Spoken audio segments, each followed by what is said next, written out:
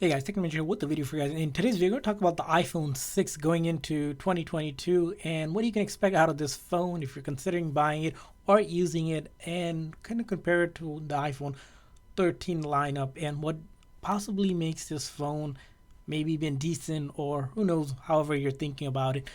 But before we dive into today's video, if you guys are new to our channel, we do a lot of tech news, reviews, and giveaways, so make sure that like and subscribe button.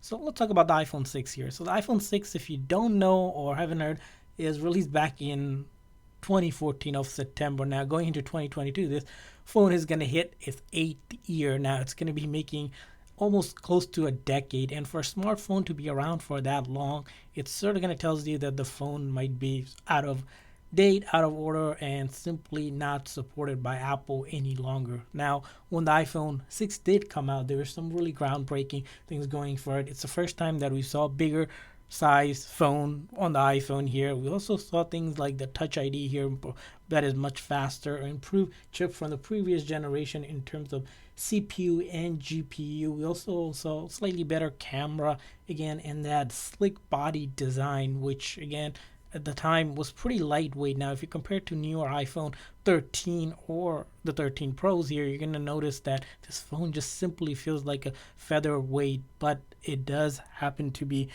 supported in a lot of ways and things that we might want to think about the iPhone 6 here. Now, of course, if you're going to can't really compare this phone to iPhone 13 lineup by any means, but this 4.inch display that we see here, 4.7-inch display, is a pretty unique display here. In some ways, when you do kind of play around with it, you notice here the brightness isn't going to be as high, but for its time, it did definitely seem really bright here. And that 1 gig of RAM on that A8 chip, again, now in 2022, when you really go about your day trying to browse around, you'll notice that you'll have to kind of stop and think for a second and wait till it actually can load some pages, somewhere between a couple seconds to even 7-8 seconds, which seems to be an eternity nowadays if you use the newer phone here. But again, once you do fire up things, it eventually gets to the destination it needs to, and finally once it's loaded up, it does load up and render the graphic. Again, one thing we like about the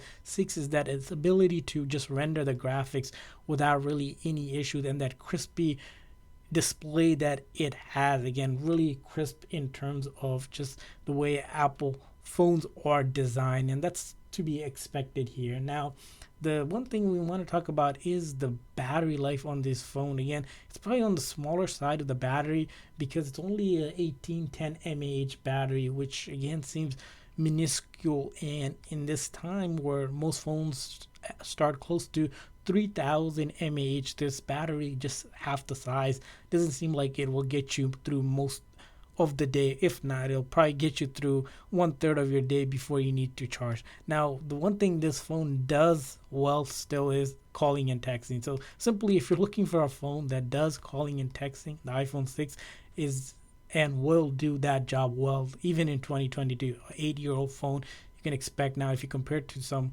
of the counterparts like the Android, which if you try to use them, you notice there's a lot of issues around calling and even texting and browsing, but not the case with the iPhone. They seem to hold up well, even though there's a little bit of crashes and glitch that you might notice from time to time. Now, the other thing about the iPhone 6 here that we can't miss is the software here. So one of the disappointing thing about the 6 is that it stopped getting updated after iOS 12, unlike the 6S, which is a different model, which got iOS 15. This stopped 3 generations ago, and although it does get those minor security update here and there when we do want to upload, as you can see here right now, you can actually install this 12.55 update, which simply is just security update, which Apple seems to still support on it. So you can still get these security updates so that you're not vulnerable to any sort of hack or any sort of vulnerabilities that can possibly happen on the iPhone 6.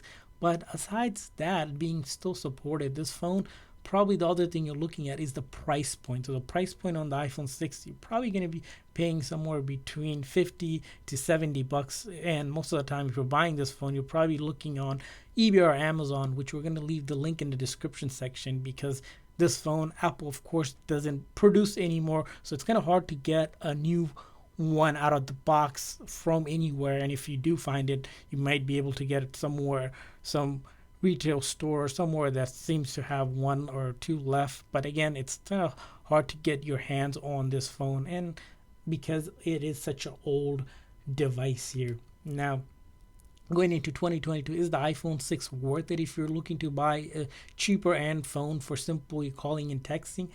Well, it is not really worth it because it simply is just not supported any longer. Although you do get the security update, we would recommend getting something like iPhone 7 or even the iPhone SE second generation, which Apple has introduced as a affordable model for faster chip and processing. So 6S isn't going to be really worth it for you if you're looking to buy it now. If you have it now or using it and simply don't want to pay or don't have the money to upgrade, the 6 is going to be worth it to do the basic stuff and do some of the apps. We started to notice some apps though, however, are starting to either be very slow or starting to crash, or some apps that do not even download because they need iOS 13 or 14. So that's going to be one thing you're going to notice. Things like Netflix, for example, by default, you can't really download it. You have to use a special method to download this, which we explained in another video, which we'll leave the link in the description section so you guys can see here. But there is ways around of getting these apps that by default, when you go to App Store, might say it's not supported, but there is a quick tutorial that we did to show you how to get around that. So might be something that you consider if you have this phone or are thinking of upgrading it. But for your day-to-day basis, this phone, as you can see, it has aged and it does still work. It's not going to be a phone that doesn't work. It's just not going to be worth it for you going into 2022. But if you were using it, somewhat useful. So hopefully this review was helpful for you guys. We want to hear from you guys what your thoughts on the iPhone 6 here is. Leave a comment in the comment section and make sure to hit that like and subscribe button. See you guys next time.